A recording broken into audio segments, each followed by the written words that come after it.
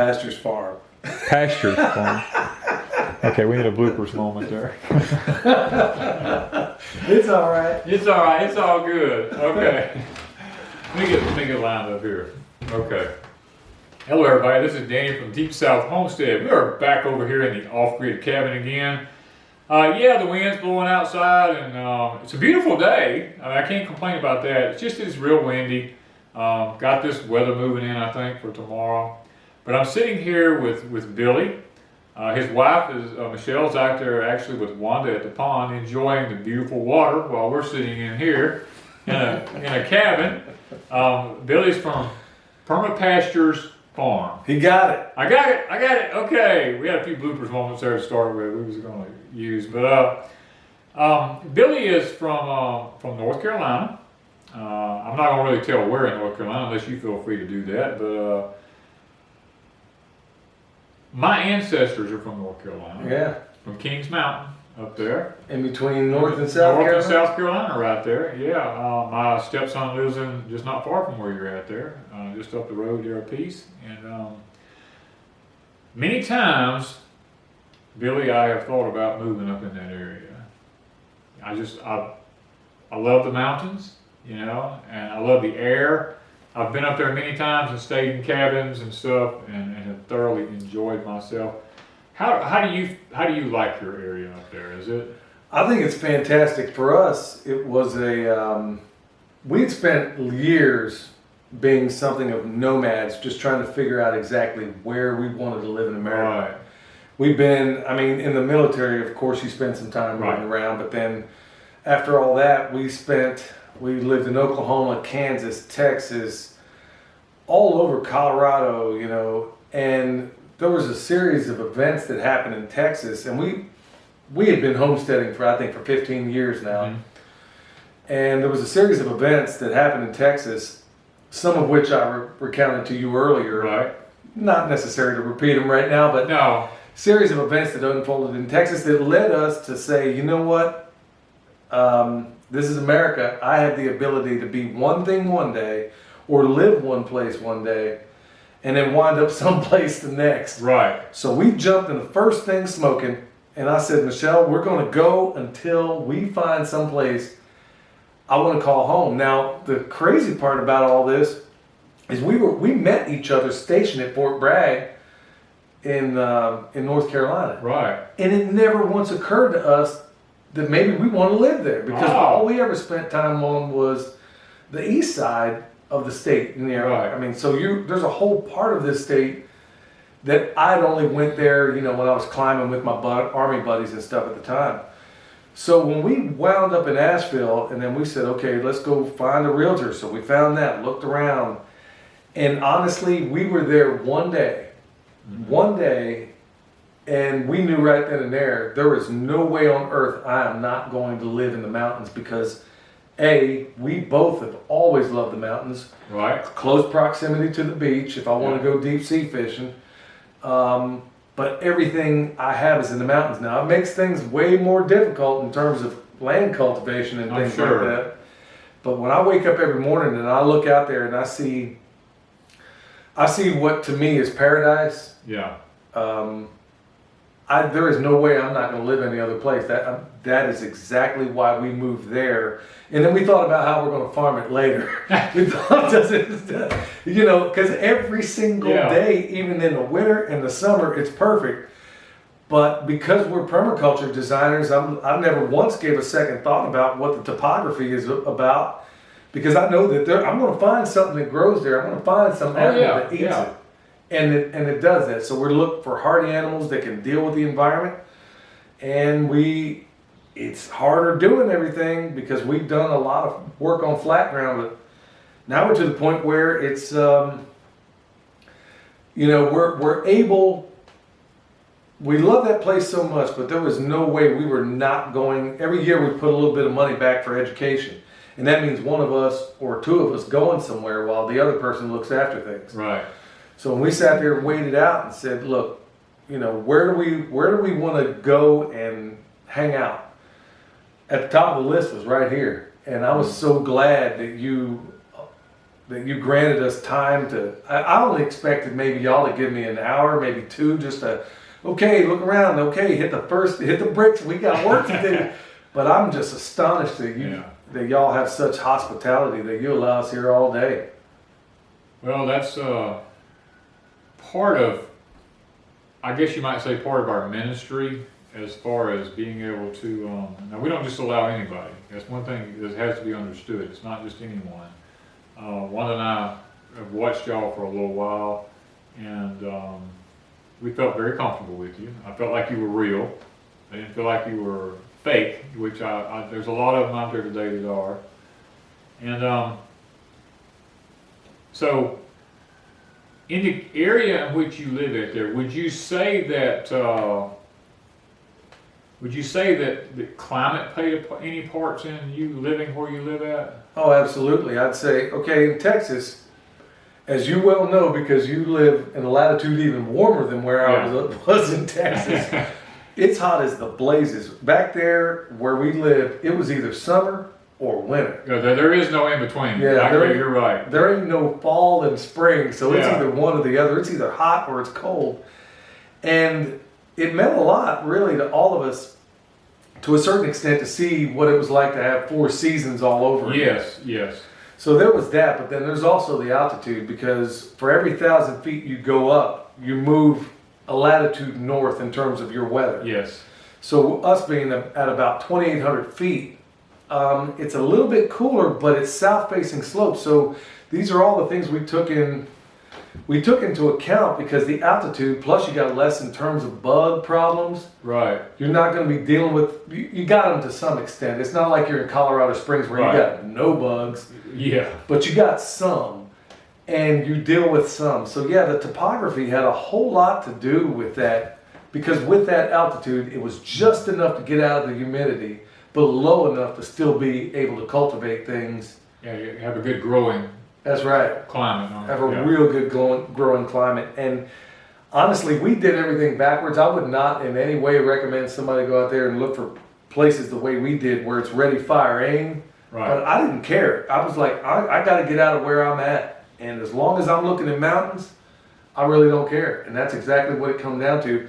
And it worked out exactly the way we thought, in terms of being able, like I said, I wasn't, because of our permaculture background and because of the things that we've already done in this space, we weren't a Johnny come lately on this. I knew that there was no way that you couldn't drop any of us off in a particular place and us not be able to come up with a plan to make that work. And topography had a lot to do with it. Plus, I always thought there was, I saw them Coors commercials growing up. And I thought, I re-enlisted in the Army just so I could move to Colorado, because I thought, oh, it's going to be just like a Coors commercial. Right. Ain't nothing like that. No. But it is actually where I live. You got all these little streams everywhere you turn. There's a stream. There's water somewhere, and it rains quite often. So not so much to where you feel like you're in the middle of a tropical rainforest, but it rains enough to be able to. Not like you're in Seattle or somewhere. That's right. Yeah. That's right. And you see blue skies all the time. The weather is, as far as I'm concerned, it's absolutely perfect, especially coming from Texas. Oh, yeah. Yeah, I was just sitting here thinking, you was talking about that. I was like, wow, this is, it's amazing how that your specialty right now, as what I'm gathering, is because of the name of your channel is permaculture, is a big deal. And see, guys, that's one thing that you have to realize when you're talking about permaculture. Permaculture is something that can be done anywhere. You don't actually have to have any specific one place, because if you look around, permaculture happens in nature without our help. And as a matter of fact, we're trying to mimic nature. That's right. Because when God put this all together, one thing takes care of everything else. And you learn that, semi-shade things grow up under shades, and you learn that there's things that like full sun. And in order to be successful at what you do, you have to learn what fits where. And that's one thing here at Deep South Homestead, we are trying actively to make happen, is to figure out where something works best because everything has a microclimate. That's right. And I'm sure where you're at up there in the Carolinas, you're talking about a south sloping hill, there is microclimates on that place. I'm sure there's places that stays colder than other places on the property. There's places that get more sunlight. There's places that are wetter. There's places that are drier. It's up to you as an individual to figure out where all those places are and what fits where. That's right. In the cycle. That's right. And with those powers of observation, you learn just like you do here. You find out where the sun falls. Yes. So I know, you know what? Maybe I don't want to put my mushrooms right up here in front of the side. Yeah, you don't want them out in the bright sun all day. That's right. But if I just stuck them to the back of that porch, it's just enough. Yeah. To where, you know, it gets enough shade to where it might, so it takes some of that observation, where the water falls. Right. So like, you know, you consider, you only really got a couple of things when you got sources of energy coming into your property. Mm-hmm. You can either deflect it, let's say it's water. Right. You can either deflect it, capture it, or amplify it. There's a number of ways you can do this, and maybe when capturing some of that stuff, maybe you can find a way to maybe turn a little corkscrew. Maybe you can capture some of that energy. There's a bunch of different ways of going about that, but yeah, you got ways in which you can deflect it, capture it, amplify it, store it. There's so many different things that you learn, but what I find curious about here is that I never once heard you call this place permaculture, but that's exactly what y'all are doing here. You'll hear me use the word ecosystem. Right. Because, quote unquote, when I use the word permaculture, you know, it's one of those things that the madness happens. Right. You know, everybody wants to be politically correct. Everybody wants to tell me how to do this, wants to tell me how to do that. And just like you can go 1 mile up the road up here, it's totally different. The climate is different a mile from That's here. right. That's you right. know, and they get rain all the time. I get rain sparsely, but when I get it, I get a deluge of it. I mean, it just floods, you know. Where we live at, our climate here, we're on the highest peak in the South Mississippi. And when the storm clouds come, I'll tell Wanda, watch the radar. The storm clouds come by, they hit this hill and they open up, and they come back together on the other side. The guy that's on the higher part of the hill up here, the cloud passes over, rains right on him every time, you know. And he's watering his place all the time. I'm sitting down here going, Touch and go, huh? I'm like, I need some water, you know. But then when it hits me, it's usually such severe weather that is able to actually rain here that I get the floods. I hardly ever get the nice, pleasant rains. I mean, it does happen, but it's a rare occasion, you know. And where you live at up there, you're talking about, you know, it's almost like an Eden situation where you get the nice, cool showers, maybe once every week or two or something like that. You get a nice little rain. And you're talking about being able to harness the water. You know, you have to stop and think about that. Water's power. You know, you can harness it. You can create power with it. You can like you're talking about, put a wheel up. You can grind with it. You can, you know, put a turbine on it, create electricity, use a hydro ram pump, and pump your own water. Right. That's right. And not even use any electricity. That's right. I mean, so learning where you live at, and as far as having a homestead, is probably the biggest challenge I think that anyone's going to face. Well, it's like you said, even with the water, especially when it comes to water mitigation, and it's fascinating what you've done here in terms of ponds. It's like George Washington said about government. It can be a dangerous servant or a fearful master, depending on how you manage Depends it. on how you manage it. Just like fire. Yep. And what I see going on here is that you're taking what looks like what could have been erosion points that would just erode forever and a day, and you've arrested it. Right. You ain't gonna ever stop it. I won't ever stop it. It's running over now constantly. But it's awesome because nobody's calling that permaculture, but that's exactly what you're doing. Exactly what it is. Yeah. And that's why I want to go out here. So it seems to me that some of the best permaculturists on this planet don't even call it permaculture. They're calling it regenerative agriculture. Yeah. They're calling it what you call ecosystem. it. Ecosystem. It's an ecosystem. But that's what it is. I mean, you're replicating essentially with this place, the 7 layers. Every healthy forest has 7 layers. Right. And as I'm looking around here, I see your overstory, I see your understory, I see your shrub layer, I see your herb layer, I see your well, obviously there's roots and vines. Oh yeah. all 7 layers. As soon as I pulled up on his property, I saw all of it. So I knew from the second I stepped out of that vehicle, I knew that, hey, this is a healthy place. I'm seeing wildlife here. It's a lot of. It's like I'm in a Mutual of Omaha Wild Kingdom. Yeah. You're not calling this permaculture, but that's exactly what it is. Yeah. That's exactly what it is. Yeah, well, when you learn how an ecosystem works, it'll feed you. Everybody keeps questioning me on our channel. They're like, what do you spray for the bugs? What do you spray your trees with? What do you spray this with? We don't. And then you taught me some secrets here. Yeah. Like I call them guilds, but you were like, hey, this is just how it's done. This is how it's done. Yeah. I had no idea the things I was doing. I had no idea that there were multifaceted reasons. Yes. That I didn't even know until I came here. So for no other reason, this trip, in the first 30 minutes of being here was well worth the trip, and everything else been beyond that. It's just been, like I said, it's the best one-day apprenticeship of my life, bar none.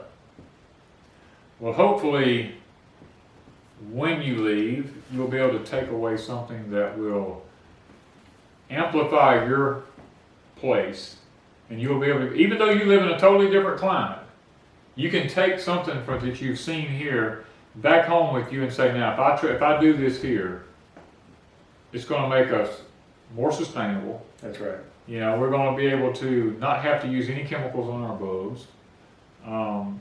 You know, we're going to be able to be more successful at raising our own food. And it's not the big stuff. It's the little things that are hidden, the little secrets. I'm just floored it's almost a distraction when we're sitting in here. I can't imagine. See why we're going to do porch time? I can't keep my eye on that camera. I'm sitting here looking out here. I'm like, whatever you said, man. No, I'm kidding. I'm joking, but literally in the distance over here, I'm looking at fantastically gorgeous manicured areas that y'all put together, and then even beyond to your neighbor's pond. Yeah. That is this is like I'm in the middle of a Thomas Kincaid painting, except there ain't no snow up on the roof. Yeah. And there ain't no fire over here. We could have made that happen if we'd have thought about it. Yeah. It's a fantastic, beautiful location, and it's the consummate definition of permaculture, where you didn't come in and, like I've seen before, where other people rape the environment. Oh, they do. They destroy the land. But I don't see that here. I see you have abundance over abundance and abundance. Yeah. And then in your home, in your zone 0 in your house, it's better than any grocery store I've ever been in, bar none. Yeah. Pick your grocery store. And y'all got it right there on display. And I'm seeing this, and this is permaculture on steroids. It really is. Yeah. You don't call it that, and I understand the reasons why. Yeah, there's a lot of reasons why. Yeah. But I see all of it. I mean, I'm looking around me. There's an overstory. There's an understory. Look at all them shrubs over there. And none of it's a monocrop. Right. It may be situated in one area, but the bugs are confused about what you got going on. Yeah. And that's one of the big things I've learned here, is that in your greenhouse, the bugs are so doggone confused. They're like, okay, am I about to attack this apple tree? Or is it even an apple tree to begin with? Because there's onions in there. Yeah, what's going on here? This don't smell like an apple. You know, and then you look out here at my potatoes, there's no grass. That's right. They're perfectly clean. That's right. You know, you might see one occasional weed in it, and I don't touch it. There's reasons for that. You know, I mean, there's ways to do things, and people, they just don't understand. We have lots of people talking about, well, why aren't you heavy mulching? Why aren't you doing this? And there's nothing wrong with that. If you live in a climate that's conducive to do that, hey, that's perfect. Colorado's a prime. Where you live at may be great for doing heavy mulching and stuff like that. But, you know, we have fire ants here. I can't do the back to Eden stuff. We tried it. I got you. You know, fire ants they take over everything. Eat your plants down. They make beds and mounds all up in termites come like crazy. So, I mean, it all depends on your climate and learning what works in your climate. No, at the end of the day, part of my reason for coming here is that I was like, I don't mean to offend anybody, but I was like, there is no way on earth. Y'all must have a whole gang of people out here doing all this. Yeah. And then I come to find out that it really is just y'all two doing this. I don't know where your clones are hiding, and they must be under this table. I don't know where, because I hear so many people that come to us for advice.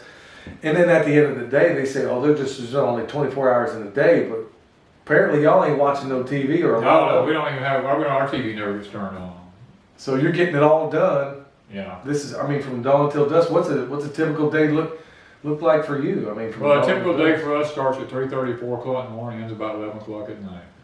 You're as hard as woodpecker lips because I'm an old. There ain't no. If there's a reason to get up that early, sometimes yeah, I do. But that's another thing I'm learning is that I'm finding out that even though as hard as I think we work, there's a few things we got that we need help on. But I would have never learned that had I not come here, drove 10 hours away just to come here and find out for myself, and then. It's not just that I come out and find out that y'all are doing what you say you're doing. It's doing it on a level that y'all haven't even conveyed on your own channel. Right. Yeah. We don't put everything on the channel. You know, we don't convey it out. Let me say this: you don't have to be a permaculturist. You don't have to be a YouTuber. You don't have to be a homesteader and be poor and look poor. I'm not rich. I'm not wealthy, by no means. My daddy told me, he said, son, you can be poor, but you can be clean. That's right. You know? That's right. And you can look decent. You know, when we go to town, our clothes might not always been the best looking clothes, but mom always had them washed. You know? Everybody wasn't sitting around eating Cheetos and watching TV all day. When we got up in the morning, my dad expected us to go to work. He gave us a list of things to do during the day. And when he come home that afternoon, it better be done. That's right. That's right. And he had a wise way of knowing just how long it took to do it.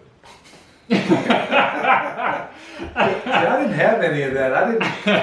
Wow. I mean, I'm glad he instilled you with that. I didn't learn it. I didn't get any of those lessons early on. I'm the product of 2 convicted felons, and I didn't know there's so many things I didn't learn there, but I got those lessons from other people that I may have called mom and dad, and those were drill sergeants. Right. Yes.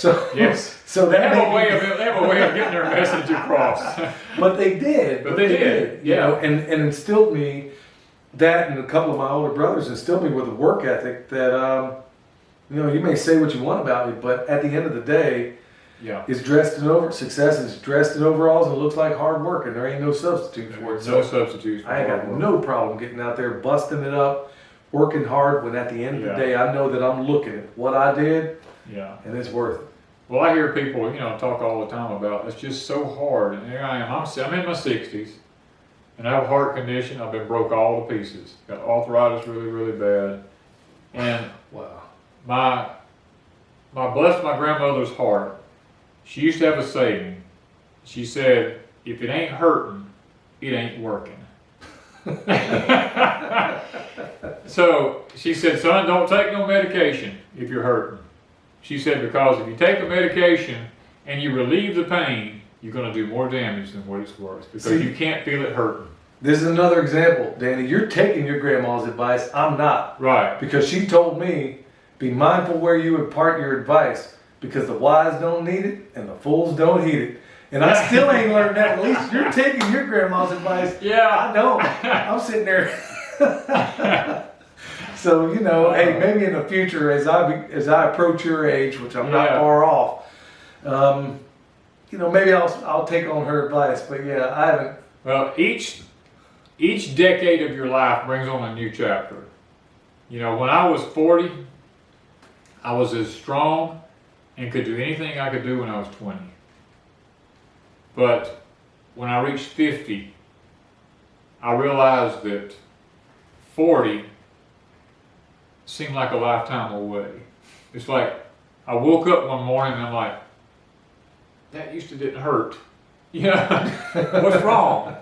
And then I realized, well, I did this yesterday, but why am I hurting today? You know, and I was like, wow, did 10 years make that much difference? But then when I hit 60, it's like I woke up and I'm like, who is this guy? Who took my life? You know? Hey, don't tell me that, because right now I feel like it's feel like I'm blessed by Mother Nature, and then as I approach your age, I'm gonna be cursed by Father Time. Father Time is not kind always, believe me, you know. But you know what? I'm thankful that God's been good to me. Amen. He's been real good to me, and I have to say today, Billy, it's been good to have been blessed to have y'all here. There's not many people. You and I talked about this a while ago. There's not many people I can talk to on the level that we talk on. And that within itself has made my day worth it. I'm just thankful also because there are conversations that you and I have had that y'all can't know about. Right, and you probably wouldn't understand. Well, that's really the things. I mean, I'm saying some things that very, very few people on this planet will understand. And the fact that we're able to have that fellowship and that brotherhood that I am not at all able to find because, frankly, to be honest with you, when I find myself back when I was working a job, good conversation is the first thing I look for and the last thing I find. Yeah. And when you come to a place where it's a cold call, I know that we got homesteading in common. Had no idea that I'm supposed to be the permaculture pin daddy, but he's sitting across from me, and has been for years. I had no idea. We don't tell everything. I had no idea that you had an understanding of these things, but these are things I could not have possibly known. Right. Had I not jumped in that car and said, look, you know what? I can go anywhere. It's still kind of a free country, kind of. Kind of. And I'm like, you know what? I'm going to go to the one place of the people I want to meet most in this homesteading world, and y'all are right at the top of the list. Mm-hmm. And like I said, there's others on down from there, but I'm just thankful y'all gave us an audience, and I'm still blown away that y'all just spent this whole day taking the time to talk to us and teach us. Well, I knew it was right when you and I were bantering with one another, and you could start a sentence and I could finish it, or I could start a sentence and you could finish it. I looked at Wanda and I just gave her the look, and I told her, I said, it's all right. I said, because here's someone who gets it.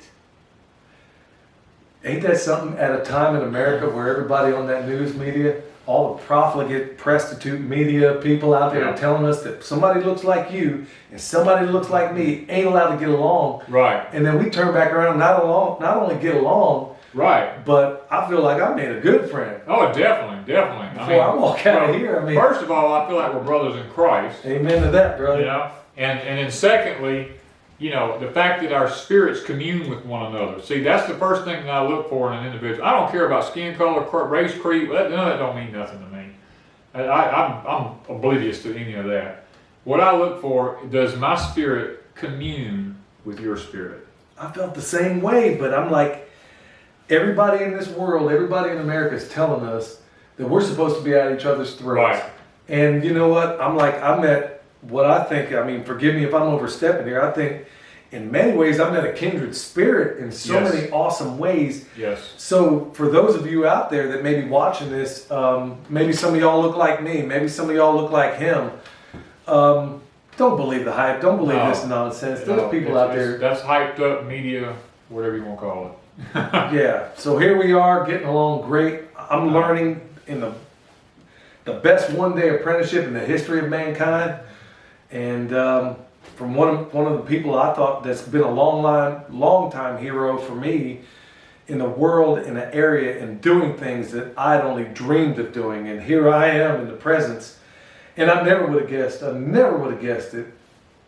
I was expecting you to say, okay, don't let the door hit you where the good Lord splits you. I'm like, I got work to do, Jack. Get on the step. Get on the step. I never expected this, and I'm just blown away. So I can't thank you enough for the opportunity. Well, we've really appreciated having you and your wife here today, and look to enjoy the remainder of the evening. Unless you have to be somewhere, we look to be able to enjoy. Yeah, we got to get on down the road and say hi to my friend Granny in Baton Rouge. Baton Rouge. So we're gonna go there, and I will say that, you know, I did start that keto thing, but I'm technically off the wagon after Miss Wanda got me eating them Them dehydrated. What do you call it? Freeze dried. Freeze dried ice cream sandwich. I didn't even know that was possible. Oh yeah, you can freeze dry ice cream. I like my ice cream cold, but you know. I didn't even know that was possible. I'm sitting there eating the ice cream sandwich and I'm like, nah, this ain't real, but it is. It is, it's real. That thing was tiny too. Yeah, technology, amazing what it can do. Okay guys, I want to just jump off here. I want to thank Billy and his wife for taking time to come by and spend some time with us. We've enjoyed the fellowship today, the camaraderie between Billy and I feel like we're on the same level in a lot of aspects of our life, spiritually speaking, permaculture speaking, these type of things. I feel like that we have a lot we could share with one another, and you know, if I ever got where I could travel again and be able to go anywhere, I think I probably would love to come up to where y'all are at. Got room. Because I love that area. I've been up there many times in the past. I think it's, I used to call it God's country, you know, and I still believe that, you know, I really do. But guys, go check out their channel, Perma Pastures Farm. I'm going to get that right. It's a mouthful for me to say that at the same time, but they have a YouTube channel up and coming.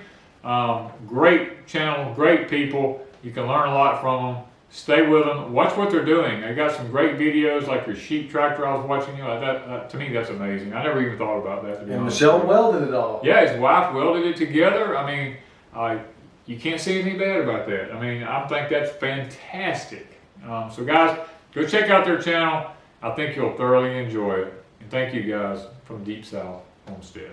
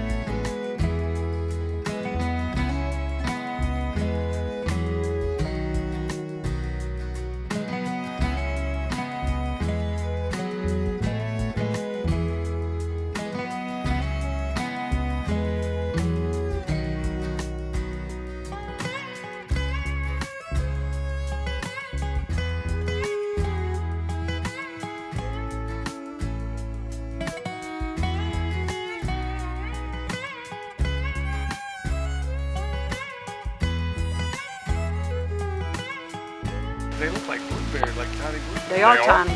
But they're actually healthier than a tiny blueberry. There's actually X number of seeds. Now let's go about planting one of these. We transplanted some to the They sidewalk. say you can't transplant them, but I did. Really? That's how we got them on the sidewalk. You can actually buy them from a company now. They figured out how to. What do you think about those mini huckleberries? This is Airbnb out of this thing? No people here. Look, they can have the house. Yeah. This is Danny and Wanda. We'll Airbnb the house. Yeah, really. Yeah. This honestly just feels so warm. That's what I've always loved about it. She's always wanted a cabin.